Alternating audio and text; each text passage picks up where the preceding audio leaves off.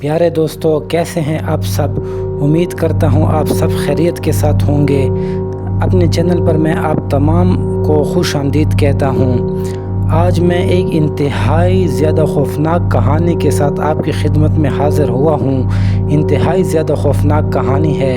کہانی شروع کرنے سے پہلے میں ان تمام لوگوں کو خبردار کر دوں جو دل کے مریض ہیں کہ وہ یہ کہانی اپنی ذمہ داری پر سنیں، اور جو لوگ یہ کہانی رات کے وقت سن رہے ہیں وہ بھی رات کے وقت نہ سنیں۔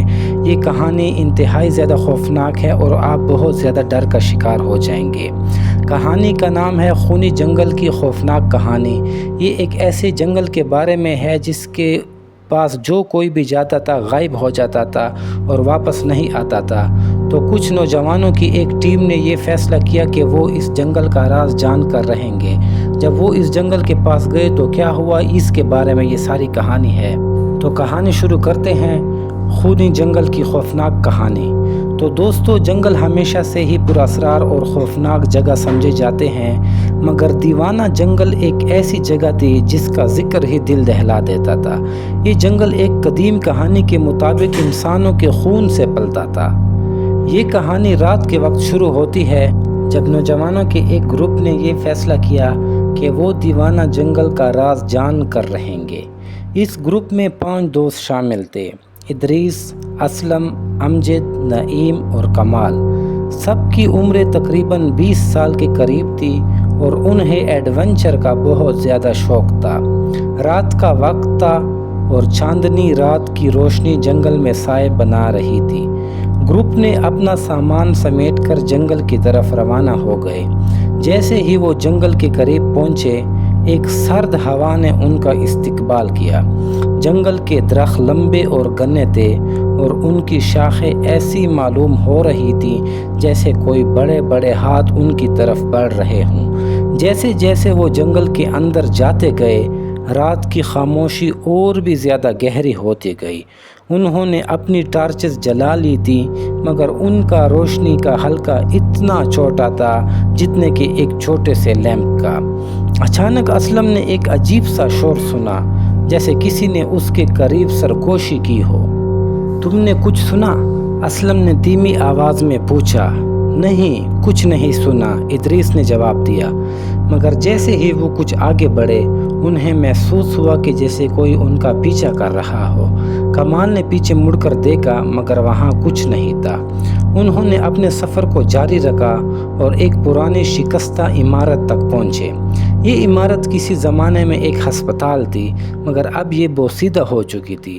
دروازے اور کھڑکیاں توڑے گئے تھے اور ہر جگہ مکڑیوں کے جالے لگے ہوئے تھے۔ انہوں نے ہمت کر کے عمارت کے اندر جانے کا فیصلہ کیا۔ جیسے ہی وہ اندر داخل ہوئے، ان کے دل کی دھڑکنیں تیز ہو گئی۔ دیواروں پر خون کے دھبے تھے اور فرش پر عجیب و غریب نشان تھے۔ نعیم نے اپنی ٹارچ کی روشنی ایک کمرے کی طرف پھینکی جہاں ایک پرانی بستر پر ایک انسانی ڈھانچہ پڑا ہوا تھا۔ یہاں کچھ بہت غلط ہے، امجد نے کانپتے ہوئے کہا۔ ہمیں یہاں سے نکل جانا چاہیے، کمال نے کہا۔ مگر جیسے ہی وہ مڑنے لگے، دروازے خود بخود بند ہو گئے۔ انہوں نے دروازے کھولنے کی کوشش کی، مگر وہ جیسے کسی غیبی طاقت کے تحت بند ہو گئے تھے۔ اچانک انہیں ایک عجیب و غریب سایہ دکھائی دیا۔ یہ سایہ ایک عورت کا تھا جو سفید لباس میں ملبوس تھی۔ اس کے چہرے پر خوفناک مسکراہٹ تھی اور اس کی آنکھیں خونی سرخ تھیں۔ تم لوگ یہاں کیا کر رہے ہو؟ اس نے سرد آواز میں پوچھا۔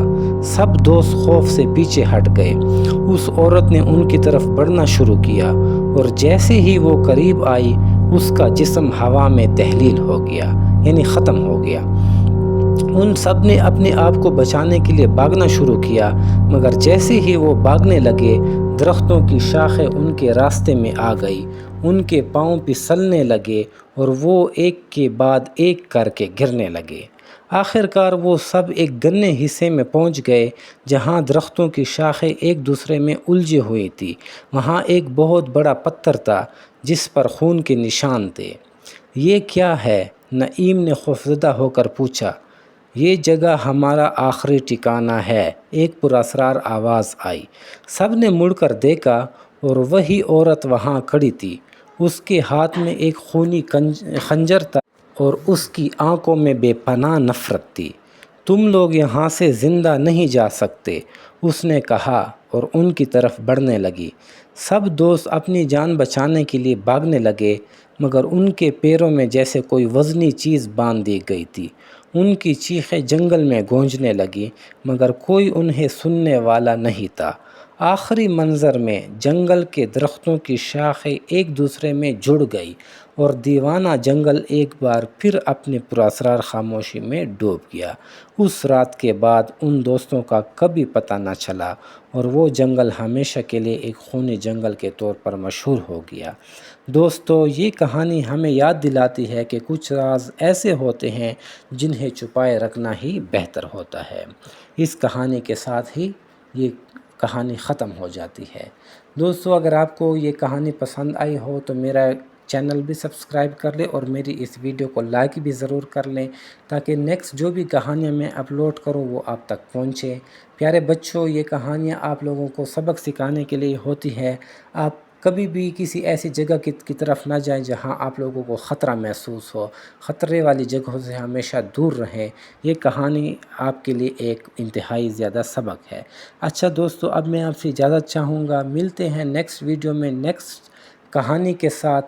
فی الحال کے لیے اپنا خیال رکھیے گا۔ Thank you so much.